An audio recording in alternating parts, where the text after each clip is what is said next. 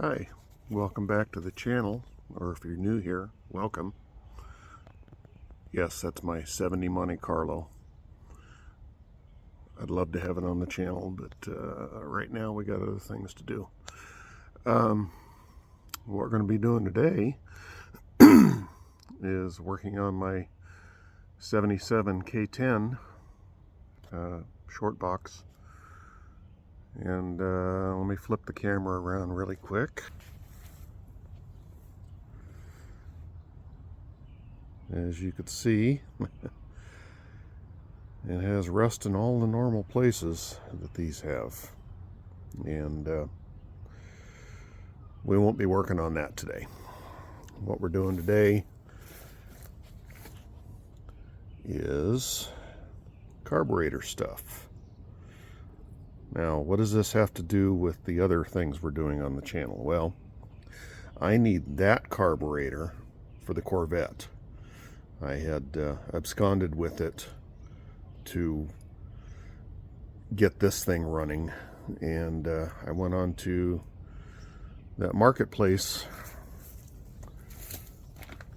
and found this, and I'll explain really quickly.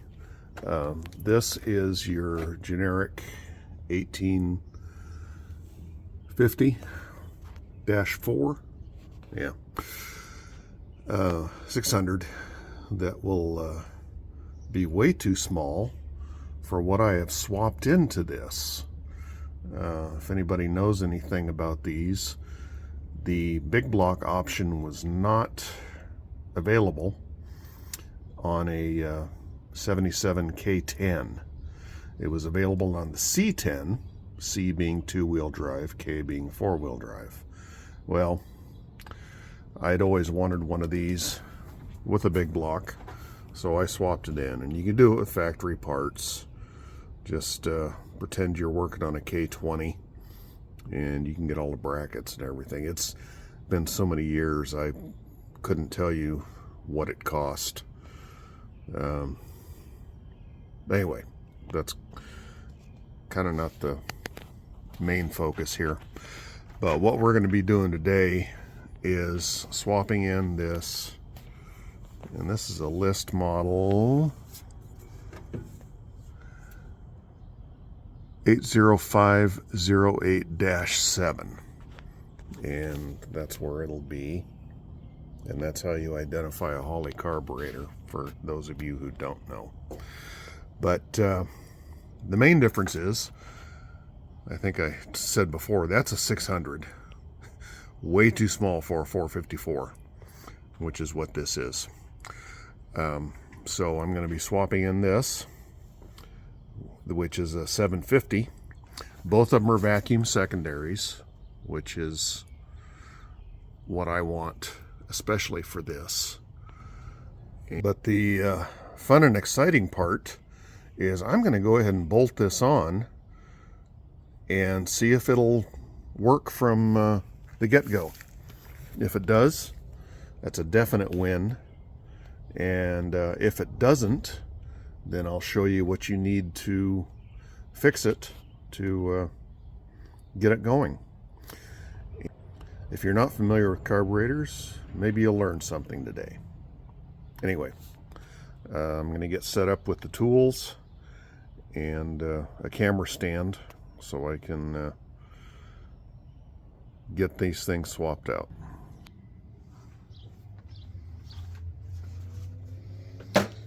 Okay, commencing the swap. Switching Holley for Holley, but there is a few minor differences which I don't think will really affect anything, but I'll point them out if I think you need to watch out for them. And here we go. And yes, I'll probably put this on a time lapse, but if I have anything to say, of course, I'll try to make sure it's noted.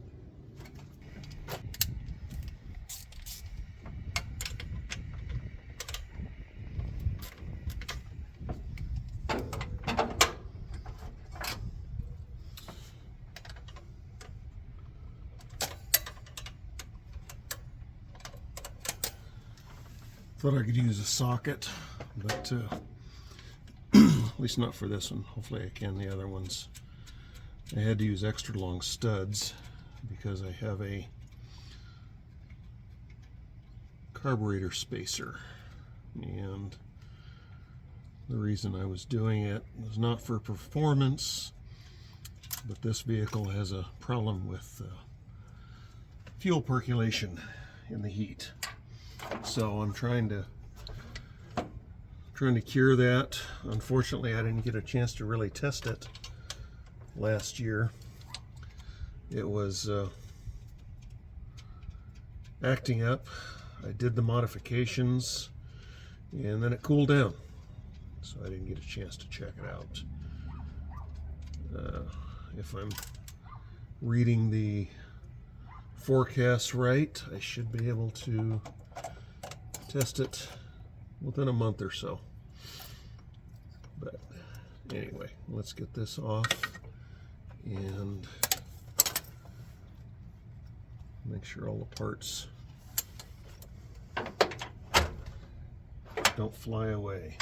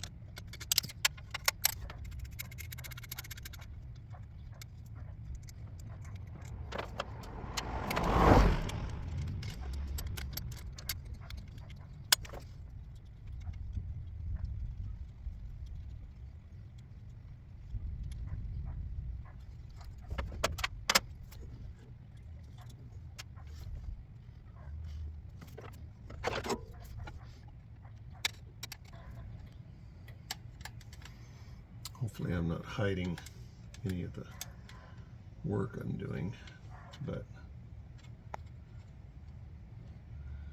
need to get in there and see what I'm doing.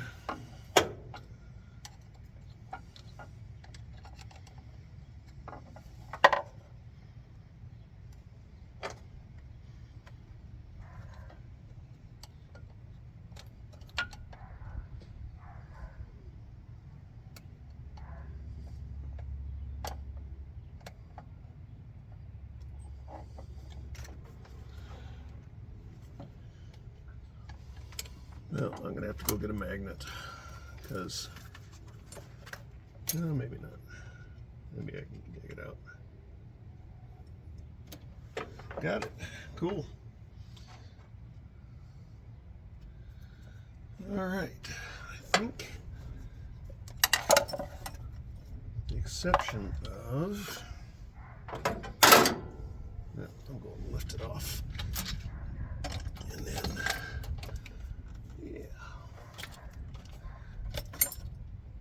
All right, cool. Okay, one of the differences has to do with this hose here, and it's for the power brake booster, so it's pretty important. The vacuum source. On the bigger Hollies, it's usually on the back here. And on the 1850s, it'll be on the front, or on the side, passenger side. But I have enough hose to make it work, so lucked out. And just gently set this on here, and then we need to start hooking things up. Once I finalize this setup, I'll probably use shorter studs. Right now I need a little bit of flexibility, and especially on the driver's side, the way the throttle cable's set up, I need to space the bracket up. It's an aftermarket bracket. Of course, because Hollies were never in the square bodies factory, so there's no factory linkage. And I got this from the A place, but the way the linkage is set up, it needs to be spaced up, so hence the longer studs.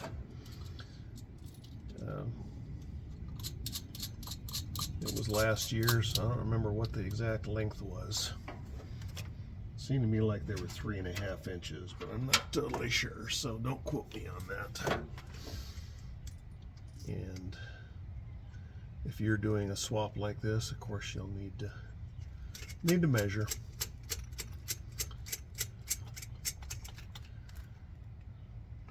All right. Now let's see if I can, since this is a little different setup, I can have access to all the bolts, or all the nuts and the studs.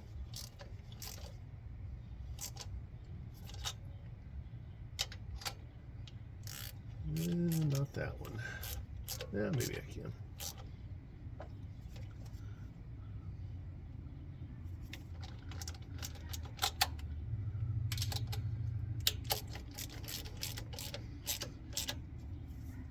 Do the final tighten down once you're sure everything is seated. Yep, that was not gonna let me. That's all right.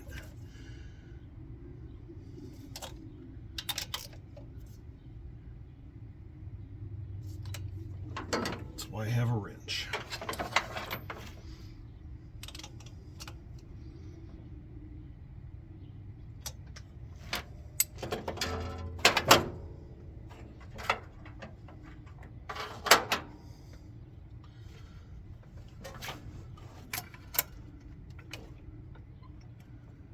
Seems to me like there is a torque spec for it, but darn if I can remember what it is right now, and I just go by feel. I've been doing this a while. If in doubt, though, yes, definitely use a torque wrench.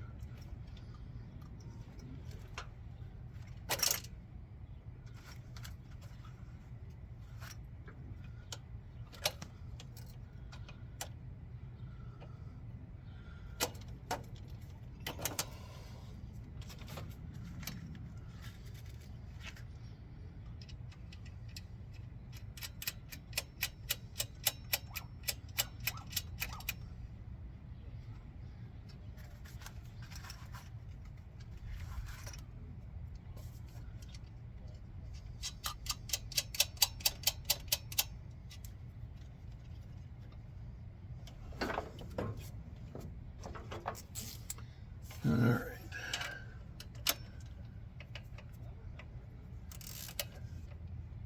Snug those down.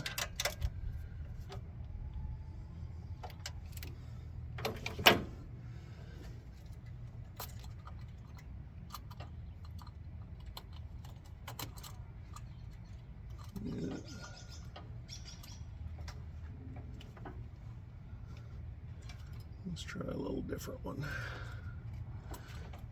Luckily, they provide many different holes.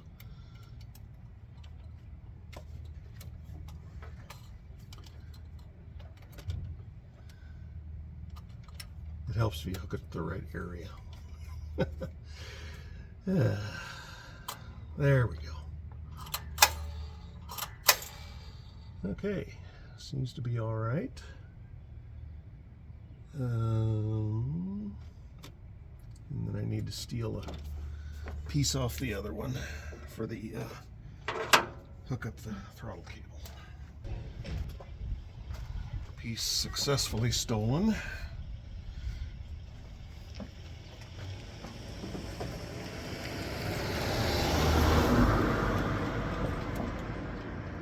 Again, this is what's nice about going Holly to Holly. They've got a lot of it standardized.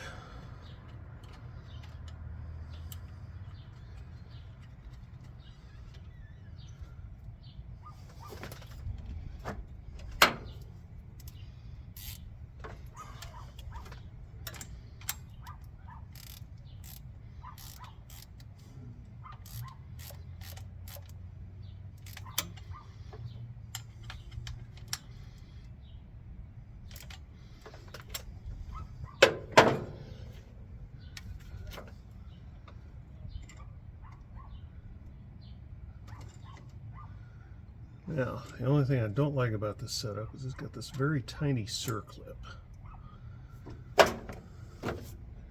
or E-clip. It's kind of shaped like an E, and very easy to lose.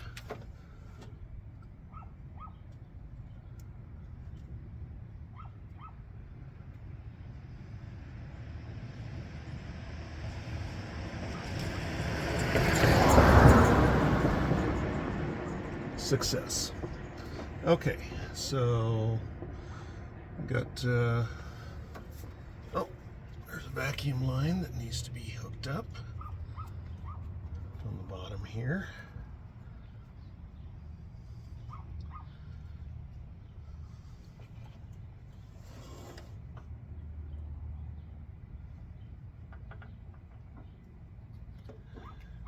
And now hook up the fuel line. Now,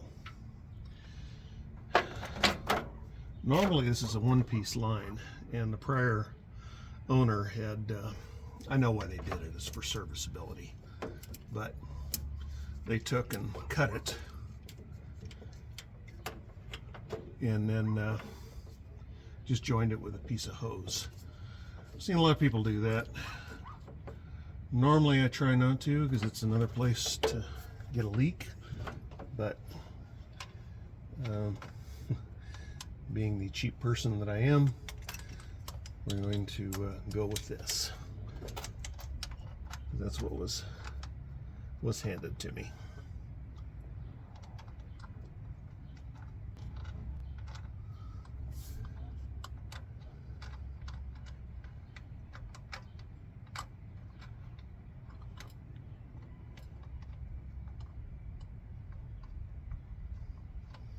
Of course, it does make it a little easier to thread in too, I will admit, because you got two separate.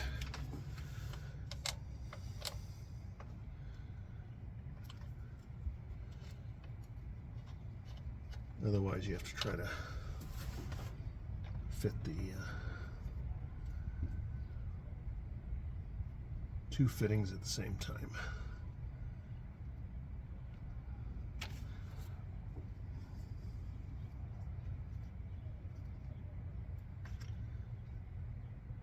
And of course I forgot the wrench. Let me see if I can just do it with pliers. Don't do like me, use the right tools. But I've got a fair walk back to the toolbox. I'm doing this in my street.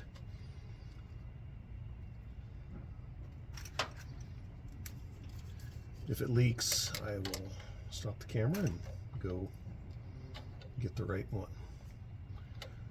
But as of right now, we'll just go with this, because it's not a high torque.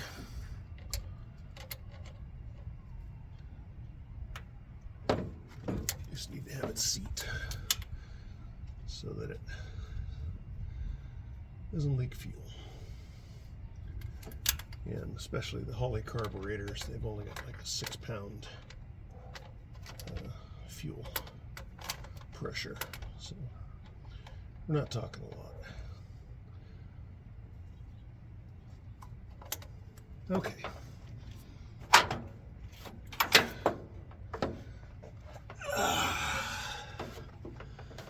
So make sure this is one of the reasons I don't normally cut my lines, because you need to, it's another place to leak.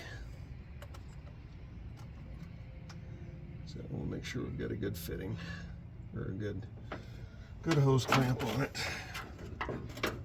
And this is where I like to use the socket instead of using the screwdriver slot. So we'll make, of course, you don't need to tighten it down horribly. Again, it's only 5 or 6 pounds. Need to make sure it's not going to leak. And if you over tighten it, you'll strip the hose clamp, and also you will cut the hose.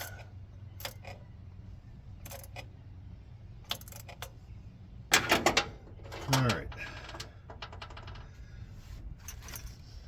Now, one of the reasons this is a insulating material, and I need to also finish wrapping the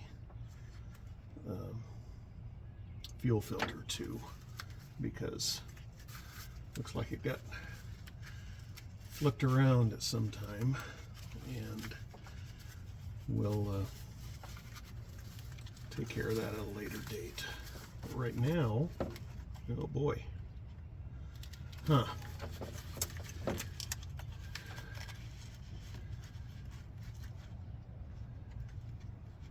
Okay, this is a big no-no, but for testing purposes, I'm just going to hook up directly. I'm going to bypass the filter because it's too long. And I need to cut the insulating. And I'm not even sure this carburetor is going to work. So for testing purposes, we'll do this. Not recommended long term, of course, because it's you'll get a bunch of junk in your carburetor.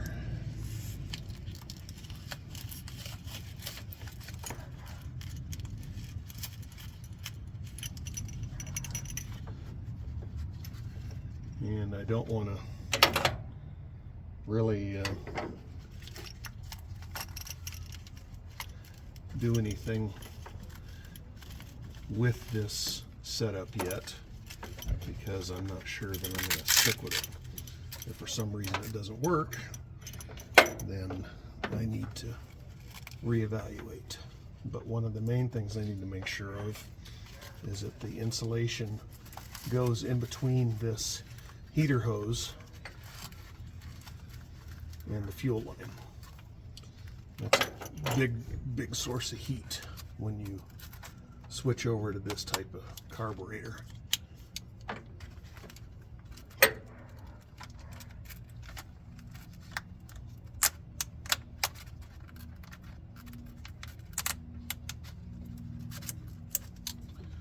But for now, we'll just leave it the way it is. Yes, that looks very ugly, and it's gonna bug me until I get everything straightened out. Let's give a look-see. Make sure everything is hooked up. And I'm going to start it, and you'll know before I do if there's any leaks, because I won't be able to see it from the driver's seat. And it'll take a while to crank up because the fuel balls are completely empty. Hopefully the battery's up to it.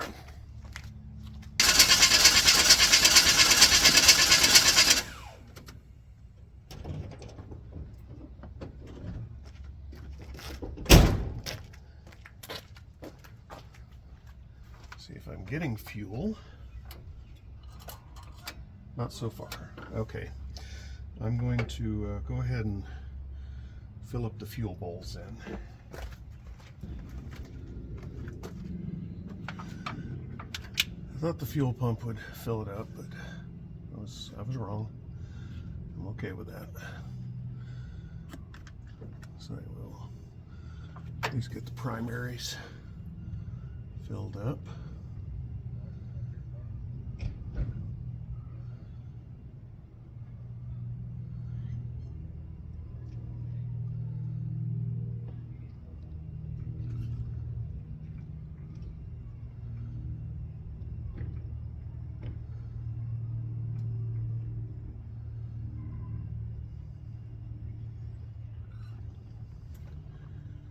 Alright, that should give us fuel.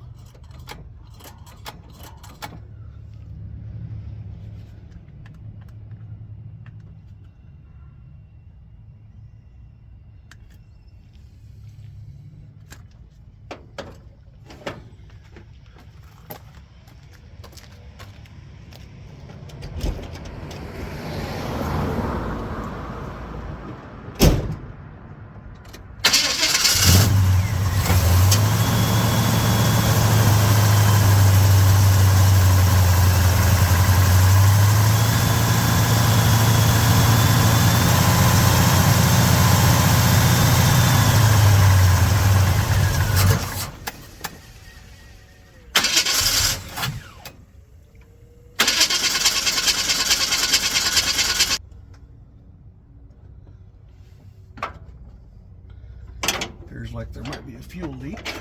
Let's take a look.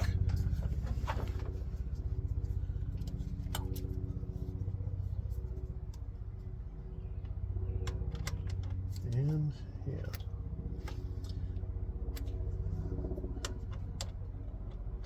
Well, the good news is it's pumping.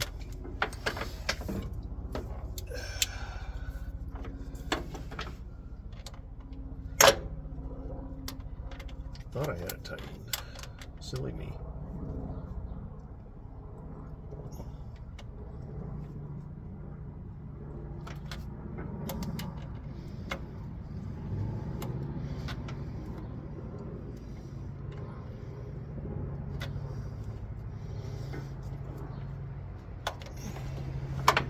Okay, let's try again.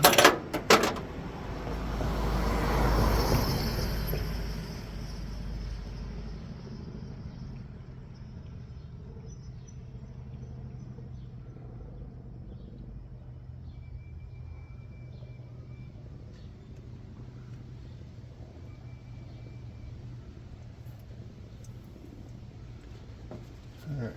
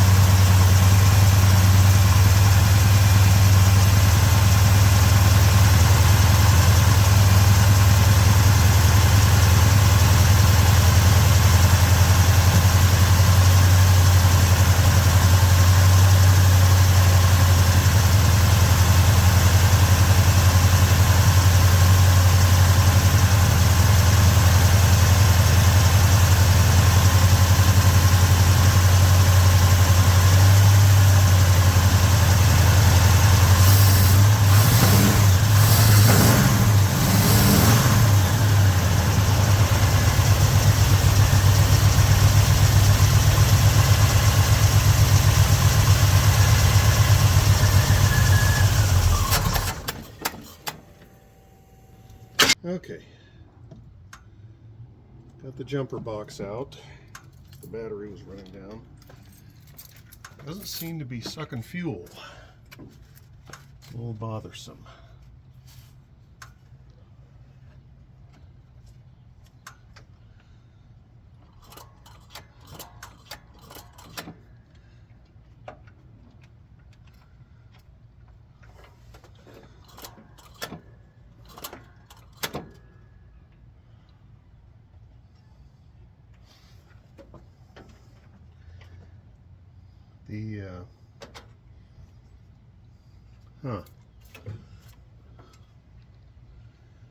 I think somebody's been messing with the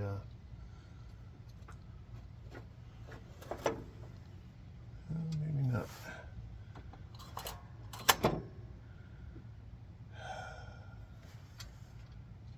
That should go all the way up,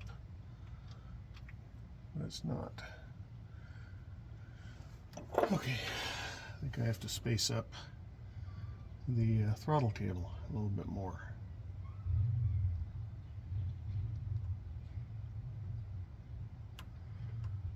Appears to be interfering with the accelerator pump.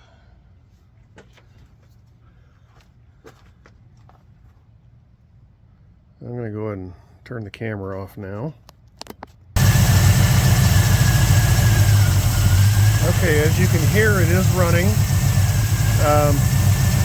Have to do a little bit of fine tuning on the carburetor, but I wanted to show you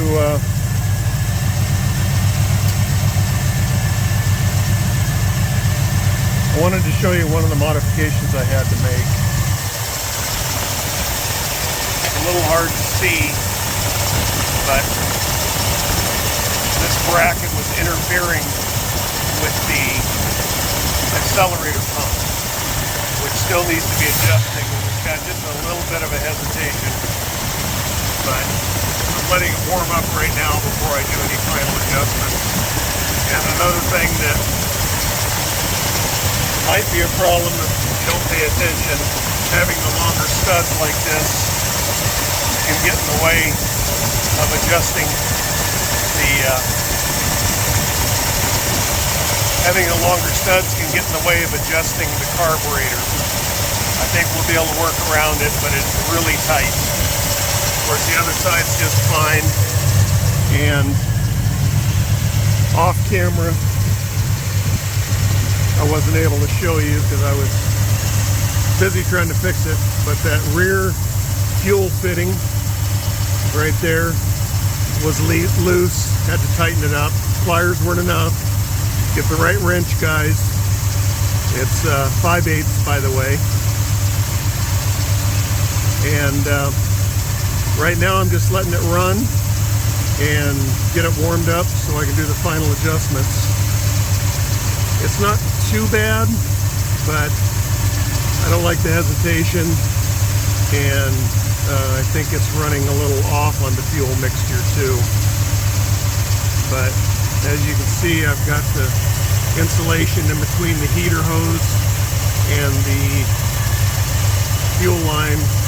What I might do is install a different heater hose fitting that's angled to get it away from that, because chances are I'm going to continue running this carburetor setup. When I had the Rochester on it, or when I had the 1850 on it, it didn't interfere, but this one it does. So that'll be one of the adjustments I'll need to make. I don't know if I have a fitting or not. I'll have to look through my stash. But other than that, I'm actually pretty happy with this. It had a little trouble drawing fuel at first, but once I got it started and fixed the minor fuel leak, which was basically my own fault, my own laziness, because I didn't get the correct wrench. But I'm going to go ahead and end the video here. No, I'm going to go ahead and give you my impressions of it after I get everything fine-tuned. But I'm going to go ahead and stop now so I can do the tuning. Can't do it one-handed. Sorry, guys. Okay, I went ahead and put it on the stand, the camera on the stand. So if it's shaking, it's due to the engine. Yes, this is a little bit above the stock cam, but it's actually a pretty decent cam for towing. If you're interested, make a comment. I'll give you the specs. But we're going to go ahead and try out carburetor adjustment.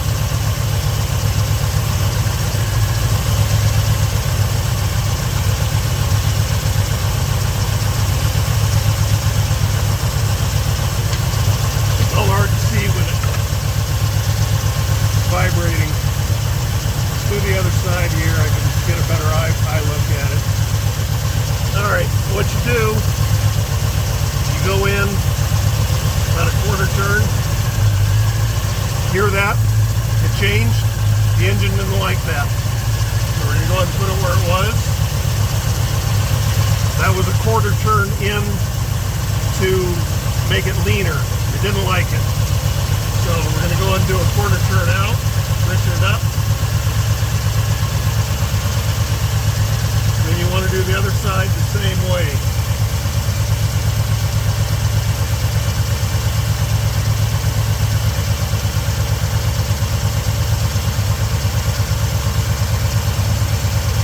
You can also do this with a vacuum gauge, which if you're interested, comment. I'll show you how to do that too.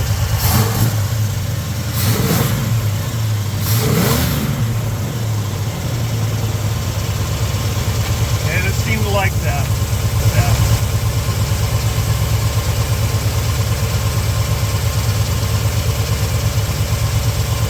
Okay, I'm going to go ahead and leave it.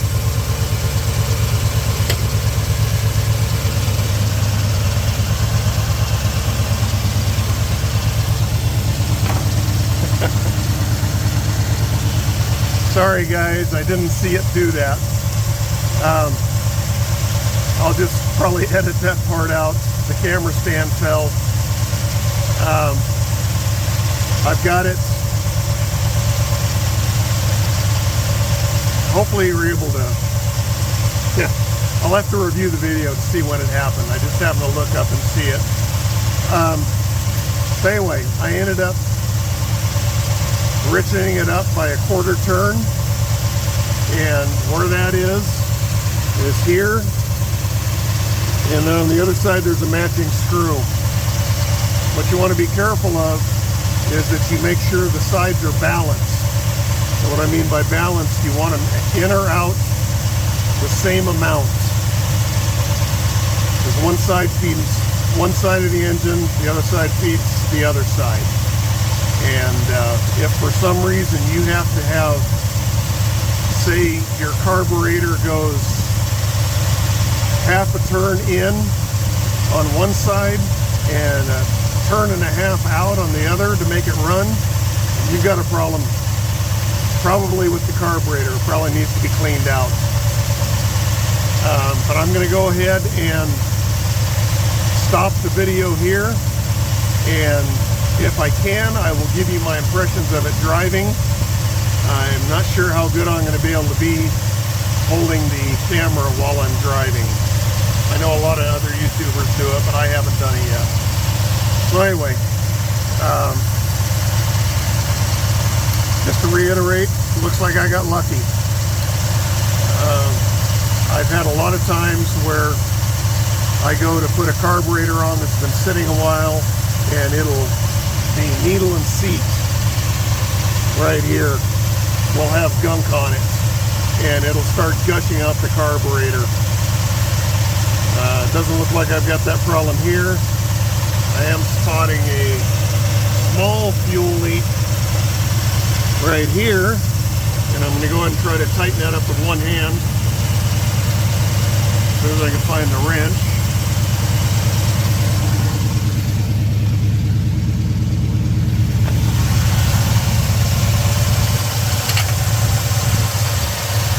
It's just dripping. It should be okay once I tighten it up.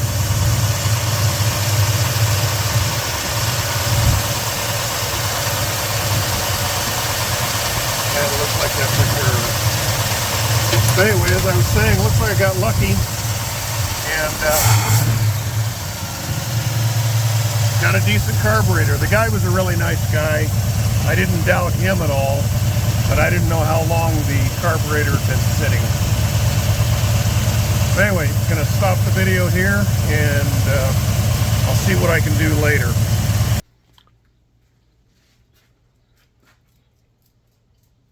Okay, one last follow-up.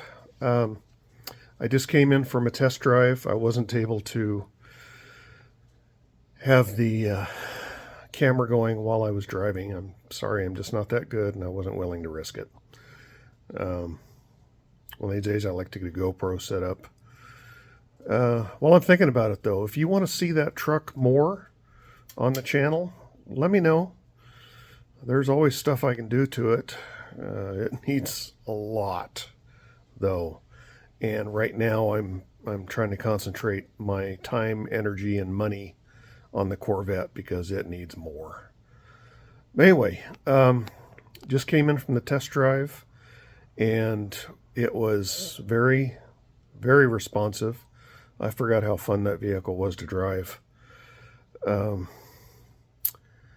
me turn the camera around here, and here's the carburetor I took off the truck. It is now on the Corvette. It's not bolted down or anything, it's just sitting there.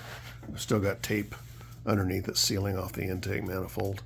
But what I wanted to show you was the adjustment that I had to make on the accelerator pump. And you need 2 3/8 wrenches, one here and then one for here. And I don't have a stand with me right now. I'm just holding it, doing this one-handed. But what I had to do with the carburetor that's on the truck now is someone, I think, had messed with the accelerator trying to get it to do a better shot, and they went the wrong way. So what I had to do was shorten this by tightening everything down, not drastically, but I had to shorten it to give this lever here more of a stroke. It only had about half a stroke of accelerator pump. And when you adjust this, what I do is I basically take any slack out, but then you want to go full throttle, and you want this not to bottom out. You want like 10 to 12 thousandths of clearance. And the reason Holley wants that is they don't want you bottoming out the fuel pump diaphragm and breaking it or tearing it. You can do that. But made a huge difference in the responsiveness on the truck. So that's another thing that needs to be checked. So reiterating, I had to do the fuel pump stroke, and then I had to adjust the air fuel mixture, which both of those are very normal. So that's one thing to look out for. I didn't have to adjust the fuel bowl height. The needle and seat was fine, so I just left it alone. And I guess that's it. But anyway, thank you for watching. If you want me to do more on that truck, I'll be glad to. But again, the main thrust is Dylan's truck and the Corvette. But I do dearly love that 77 square body. So I'm going to at least try to get back on the road more. And I'll probably do a couple of videos on that, what I need to do to check it out, just to make sure it's going to be reliable. Anyway, thank you for watching. And please, tell anyone you can, any way that you can. I said this before, telegraph, drums, smoke signals, flash a mirror. I don't know how to do the Morse code. Anyway, text, telephone, drag somebody in front of your phone or your TV. Anyway, thank you for watching.